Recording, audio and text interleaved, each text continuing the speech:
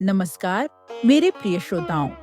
आज हम आपको उस दिव्य गाथा से परिचित कराने जा रहे हैं जो न केवल नाग पंचमी के महत्व को प्रकट करती है, बल्कि एक साधारण जीवन को महानता की ओर ले जाने वाली अद्भुत यात्रा को भी दर्शाती है।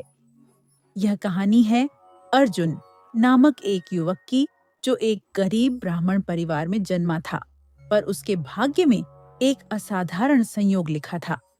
अर्जुन का जीवन अत्यंत कठिनाइयों से भरा था। पिता बचपन में ही चल बसे थे। माँ मंदिर के फूल तोड़कर पुजारी को चढ़ाती और उससे मिले चावल से 2 वक्त का भोजन बनाती। अर्जुन को सांपों से बहुत भय था और जब गांव में नाग पंचमी आती तो वह उस दिन घर में ही छुपा रहता। मगर उसकी माँ कहा करती, बेटा, नागदेव को पूजना हमारा कर्तव्य है। वे धरती और पाताल के बीच के सेतु हैं। जो उनके प्रति श्रद्धा रखता है, उसके जीवन में विष भी अमृत बन जाता है। 1 वर्ष की नाग पंचमी ने अर्जुन की जिंदगी बदल दी। उस दिन माँ ने मिट्टी से नाग बनाए, उन पर चावल, दूध और फूल अर्पित किए और अर्जुन से प्रार्थना करवाई, डर नहीं, भक्ति रखो बेटा, नागदेव की कृपा सब बदल सकती है। रात को अर्जुन को एक सपना आया। एक मणिधारी नाग उसके सामने प्रकट हुआ। आंखों से तेज प्रकाश निकल रहा था। वह बोला, अर्जुन, तुझमें सेवा है पर विश्वास की कमी है। अगले नाग पंचमी तक तुझे एक परीक्षा से गुजरना होगा। अर्जुन डर गया, पर सुबह जागते ही सब कुछ माँ को बता दिया। माँ मुस्कुराई और कहा, बेटा, ये तो आशीर्वाद है। नागदेव ने दर्शन दिए हैं, अब डरना नहीं है।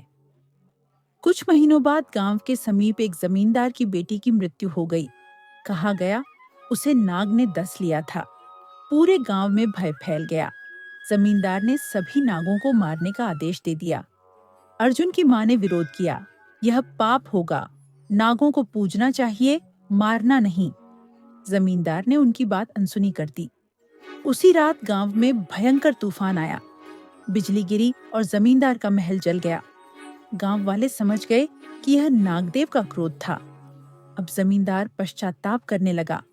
अर्जुन की मां ने सलाह दी कि गांव में नाग पूजन का आयोजन हो ताकि उनका क्रोध शांत हो। सभी ने सहमति दी और अर्जुन को इसकी तैयारी का दायित्व सौंपा गया।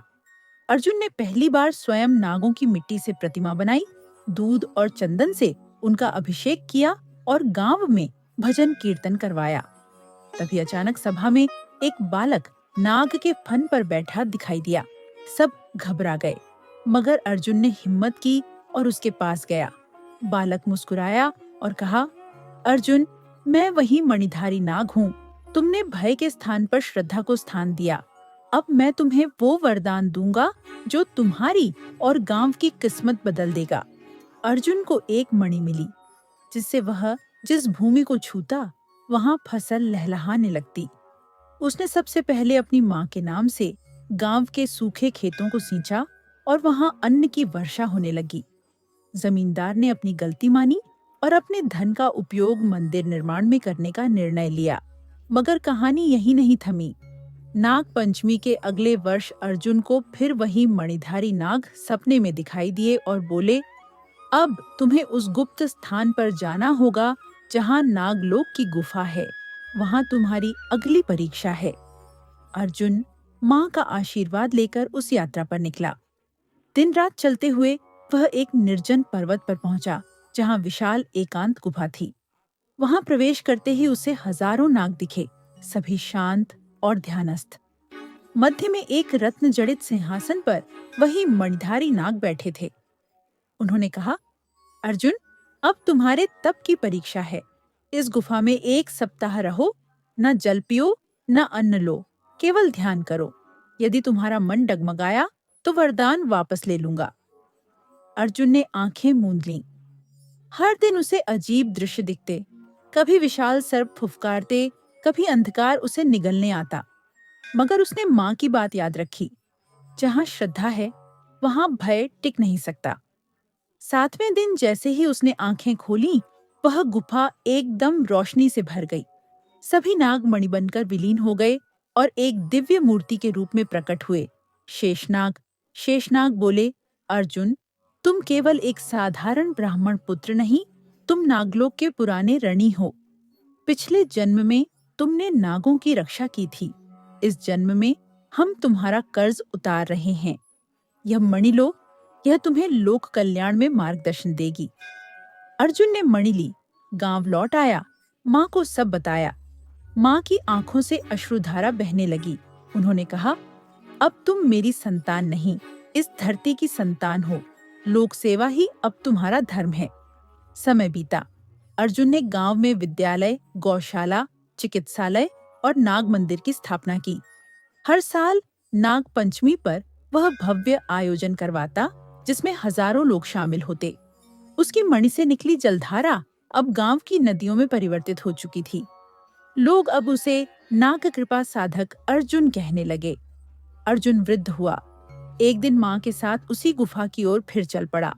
वहां उसने माँ के चरण धोए और माँ ने कहा, बेटा, अब मेरी देह नागलोक को समर्पित करो। माँ ने वही गुफा में ध्यानमग्न होकर शरीर त्याग दिया। अर्जुन ने उन्हें वहीं समाधि दी। अंतिम नाग पंचमी के दिन अर्जुन ने सभा में कहा, यह पर्व केवल परंपरा नहीं, यह आत्मबोध का उत्सव है। सांप सिर्फ जीव नहीं, चेतना का प्रतीक है। हमें न केवल उन्हें सम्मान देना है, बल्कि अपने भीतर के भय को भी मिटाना है। फिर एक रात अर्जुन स्वयं ध्यान में लीन हुआ और शरीर त्याग दिया। गांव वालों ने देखा, उसी रात आकाश में मणिधारी नाग उड़ता हुआ दिखाई दिया। अर्जुन अब देह से मुक्त होकर नागलोक का रक्षक बन चुका था।